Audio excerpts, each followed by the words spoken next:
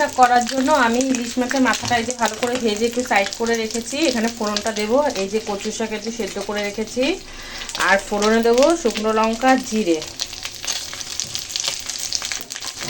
এই যে শুকনো লঙ্কা জিরে আর এই তেজপাতা ফোড়নে দিয়ে দিলাম।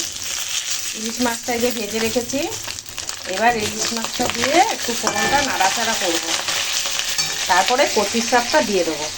এই যে আমার ফোড়ন দিয়ে ইলিশ মাছটা ভাজা ভাজা হয়ে গেছে, আর এই কচু শাকটা এখন ঢেলে দেবো।